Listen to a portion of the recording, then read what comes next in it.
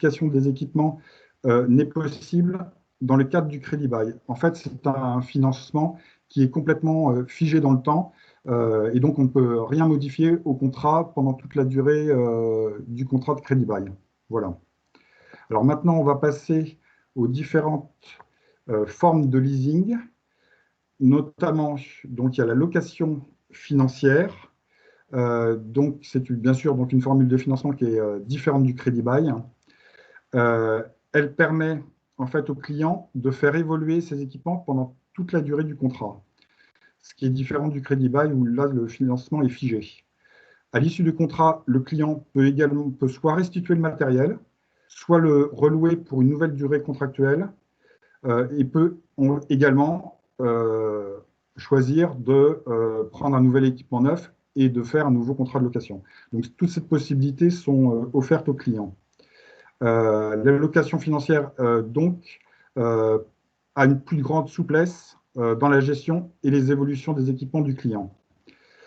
Ce qu'il faut savoir, c'est que la location financière, contrairement à la location évolutive et opérationnelle, elle ne comporte aucune prestation de service pendant la durée du contrat.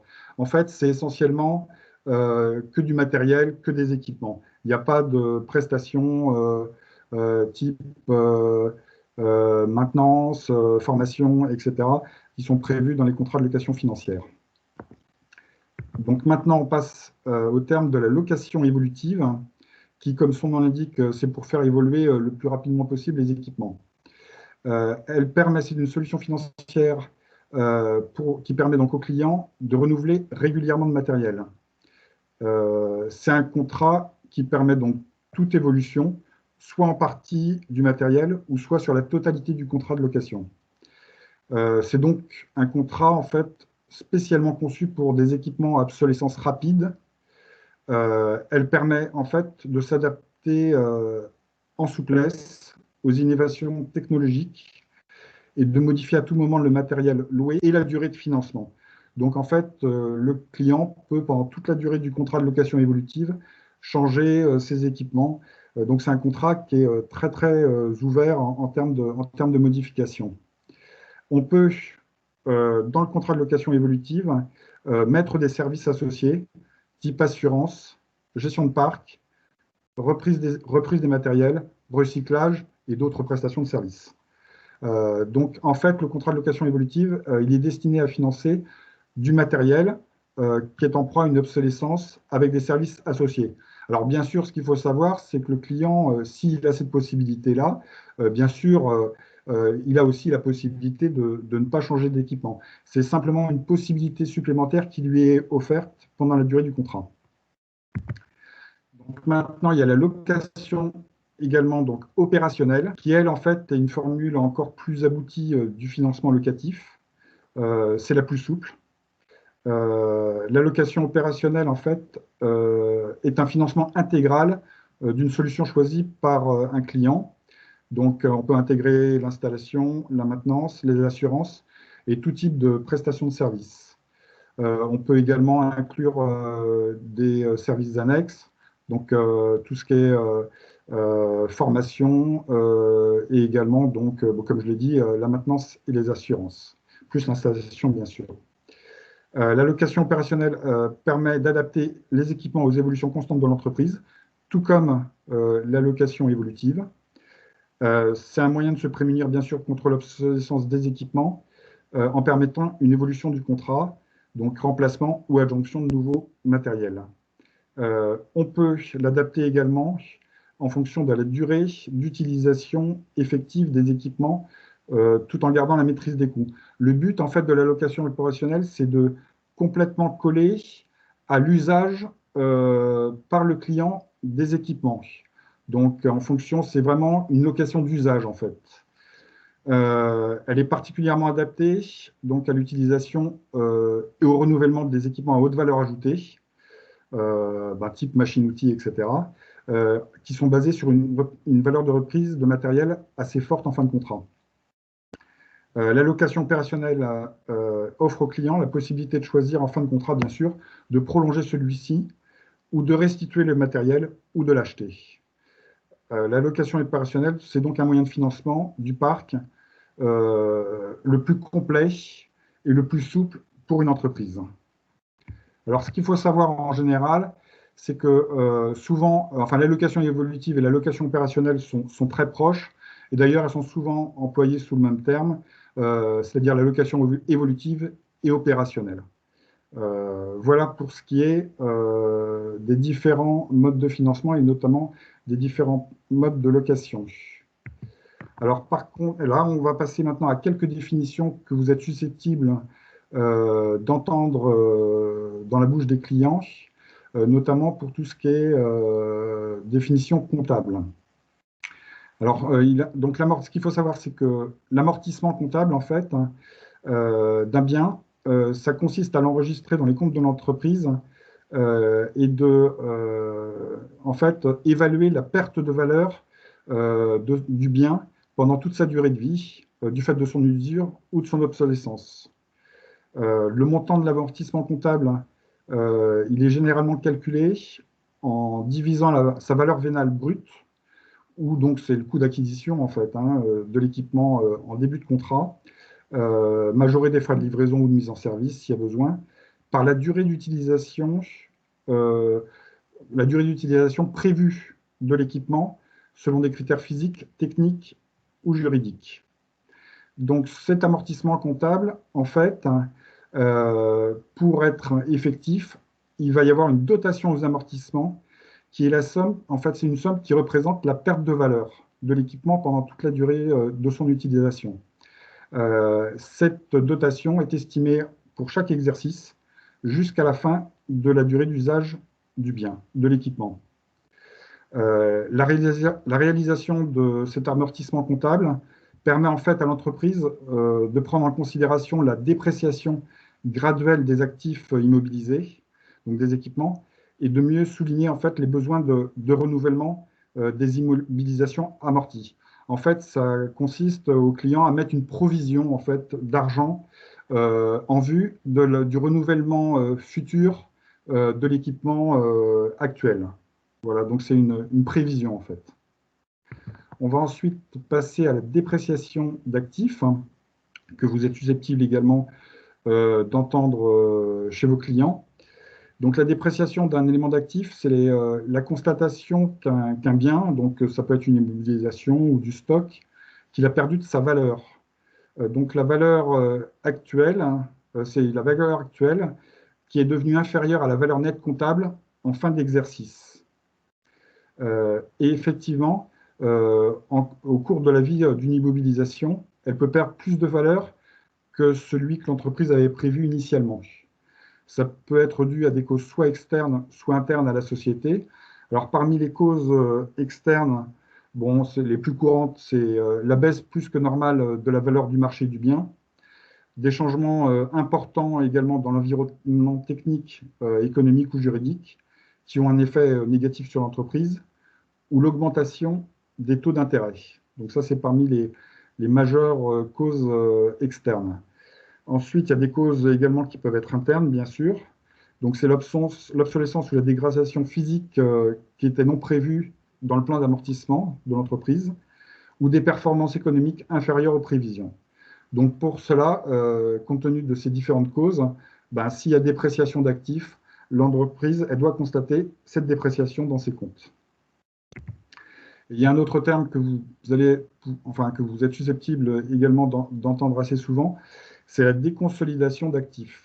Donc, la déconsolidation, en fait, c'est une technique comptable qui consiste à sortir du bilan d'une entreprise un actif ou un passif afin d'améliorer la présentation des données comptables et financières de l'entreprise. Donc, cette déconsolidation, elle permet de minorer un endettement ou d'améliorer les ratios de l'entreprise. Donc, c'est le cas en fait des contrats de leasing. En fait, les contrats de leasing, du fait que les loyers, mais on va y revenir un petit peu plus tard, les loyers dans les contrats de leasing sont comptabilisés en charges d'exploitation et à la différence du crédit bail, ne sont pas dans les engagements de crédit bail. Donc, en fait, ça va venir améliorer les comptes de l'entreprise du fait que le loyer est comptabilisé en fait en charge d'exploitation uniquement. Donc, je vais passer maintenant donc, aux différents avantages du leasing pour le client. Alors, ce qu'il faut savoir, c'est qu'il y a à la fois des avantages financiers et comptables et à la fois des avantages opérationnels, bien sûr. Alors, pour ce qui est des avantages financiers et comptables, donc le leasing, en fait, va permettre au client de préserver ses capacités d'emprunt et d'investissement à la différence du crédit bail. En effet, les loyers sont comptabilisés comme une charge d'exploitation dans le compte de résultat. Et donc, contrairement au crédit bail, il n'y a pas d'engagement au bilan. Donc, la capacité d'endettement de l'entreprise va être préservée. Donc, là, la capacité bancaire, en fait, d'endettement de l'entreprise. Donc, elle va rester, en fait, intacte. Ensuite, deuxième avantage important, bien sûr, c'est que le client va garder sa trésorerie. Donc, à la différence de l'achat pur et simple sur fonds propres, d'un achat pur, il ne va pas puiser dans sa trésorerie, donc il va la conserver intacte.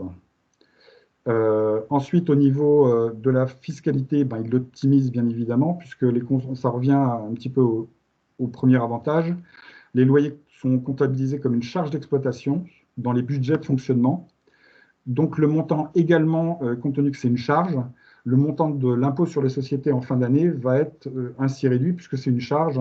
Donc on diminue par voie de conséquence l'impôt sur les sociétés en fin d'année.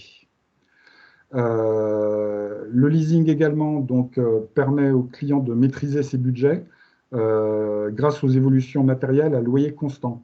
En fait, le principe de leasing, c'est de lui proposer au client, tout en restant à un loyer au même loyer ou un loyer à peu près équivalent, de lui proposer de faire des modifications dans son parc d'équipement, mais tout en ayant la même charge financière relativement identique. Donc en fait, le client peut faire des évolutions sur ses équipements ou des ajouts, et on va essayer de lui garder le même loyer, la même charge financière. Et ce qu'on peut faire également, ça c'est une autre solution, c'est qu'on peut mettre en place des enveloppes financières annuelles. Ça correspond en fait à mettre à disposition du client une enveloppe de financement en début d'année et qu'il peut utiliser pendant toute la durée, pendant toute l'année qui vient, en fonction de ses besoins et à sa convenance. En fait, on va lui allouer en début d'année un montant de 300, 400, 500 000 euros. Donc, on va faire un contrat de leasing là-dessus et le client va puiser au fur et à mesure de ses besoins, en fonction de ses investissements, dans cette réserve de financement. Alors, il y a également des avantages opérationnels au leasing. Donc, le client va pouvoir conserver des équipements toujours en adéquation, bien sûr, avec ses besoins, toujours pour un coût maîtrisé, donc un loyer similaire ou identique. Donc, il peut bien sûr faire évoluer tout ou partie des équipements ou les remplacer. Et on peut, sachez également pour vous qu'on peut inclure dans le contrat de leasing des contrats de maintenance qui seront proposés par vous-même. Donc, ça peut être des contrats de maintenance annuels ou des contrats pluriannuels. Ça, on peut les inclure directement à la signature du contrat de leasing. Et ce qu'il faut savoir également, c'est que, bien sûr, il y a le rachat de parc d'équipements en cours de contrat de leasing. Donc, on peut racheter les anciens équipements du client et on les valorise donc, sur le marché du brokerage lorsqu'il y a la mise en place de nouveaux investissements. Donc ça, nous, on peut le faire, mais on le fait souvent en partenariat avec vous-même, donc les fournisseurs des équipements, si ça vous intéresse. C'est-à-dire que on va faire, si ça vous intéresse, de récupérer les équipements et de les valoriser pour le client. Bon, on va les sortir du parc du client et on va en faire profiter en fait le client de cette valeur de reprise des équipements d'occasion. Et vous allez pouvoir, bien sûr, par la même occasion, remplacer ces équipements qui sortent du parc du client par des nouveaux équipements, des équipements neufs. Donc, ça vous permet en fait de faire plus de ventes pendant toute la durée du leasing. Voilà. Donc là, on passe maintenant. Donc, c'était en gros les avantages majeurs, je dirais, du leasing pour le client. Maintenant, les avantages du leasing pour vous-même. Bon, il y a à la fois, bien sûr, des avantages commerciaux et des avantages financiers et comptables également. Alors, parmi les avantages commerciaux et qui sont importants, ben, le fait que les ventes, bien sûr, sont facilitées et accélérées, compte tenu que le client, en fait, ne raisonne plus en termes d'investissement, donc avec des montants en général qui sont très élevés puisqu'on est sur de la machine-outil. Mais l'idéal, donc le client, c'est qu'il va raisonner en termes en fait, de mensualité. Donc automatiquement, compte tenu qu'il raisonne en termes de mensualité, elles vont être plus légères, plus réduites et adaptées à son budget de fonctionnement. Donc le client règle un loyer en fonction de la durée réelle d'utilisation des équipements. Donc là, je reviens un petit peu à la notion de payer un loyer en fait en fonction de l'usage réel que le client va avoir de la machine et de la rentabilité, bien sûr, escomptée mensuellement par l'utilisation de cette machine. Donc en fait, alors un deuxième intérêt commercial pour vous, c'est que vous offrez à votre client une solution globale, puisque dans le loyer, on peut inclure bien sûr le coût des équipements, l'installation, la maintenance, la formation et tout autre type de prestations et de services. Donc tout ça dans un unique et seul loyer. Et un troisième avantage important, c'est que vous fidélisez bien sûr vos clients, puisque à tout moment, le client peut vous consulter pour remplacer ou compléter les matériels dans le cadre du contrat de leasing. Nos contrats, bien sûr, vous garantissent que vous serez informé de toute modification ou évolution du contrat souhaité par le client, compte tenu effectivement que c'est vous qui avez, je dirais, vendu la machine initialement. Donc le contrat, en fait, pendant toute la durée du financement, en fait, bah, le client va, s'il le souhaite, faire des évolutions sur les équipements, bah, vous en serez informé et ça vous permet, si vous voulez, de suivre le client sur 4, 5, voire 7 ans, et non pas à la différence d'avoir fait une vente pure et simple. Donc avec le contrat de leasing, en fait, le client est vraiment fidélisé sur la durée pour vous-même. Alors maintenant, on passe aux avantages financiers et comptables. Alors ce qu'on s'aperçoit en fait par expérience, c'est qu'avec les contrats de leasing, vous augmentez votre marge. En effet, ben, les clients ne raisonnent plus en termes de montant hors taxe des équipements et donc d'une enveloppe d'investissement, mais il raisonne bien sûr plutôt en montant de loyer par rapport à la rentabilité escomptée de l'acquisition des nouveaux équipements. Donc en fait, c'est vrai qu'en raisonnant en termes de loyer, le prix total hors taxe de la machine, on n'en parle plus du tout. Donc, le client peut ainsi voir mensuellement le gain et la rentabilité qui va être apportée par les nouveaux équipements. Et donc, ce montant hors taxe devient complètement, le montant de l'investissement total hors taxe devient complètement secondaire. Donc, par voie de conséquence, la marge, elle est augmentée. En fait, effectivement, que le client paye 200 euros par mois ou 210 euros par mois, la différence pour le client est vraiment minime. Alors que ça peut être un montant de marge en fin de contrat pour vous, donc par rapport au montant de l'investissement sur la durée qui est beaucoup plus importante. Voilà. Deuxième avantage, c'est bien sûr que la trésorerie est reconstituée. Bon, en fait, puisque c'est nous qui allons vous régler directement à la livraison des équipements. Donc, il n'y a pas d'échéance à négocier avec le client. Il n'y a pas de traite, bien sûr. On va régler vos factures à réception des équipements par le client. Donc, en fait, la totalité de votre facture va être réglée dès la livraison de la machine chez le client, une fois qu'il a signé le procès-verbal de réception des équipements. Là, nous, on va pouvoir mettre en place le contrat et on vous règle dans la foulée. Et donc, troisième avantage, bon, il n'y a pas de risque d'impayé, puisque effectivement, votre client, dans ce cadre-là, c'est nous-mêmes.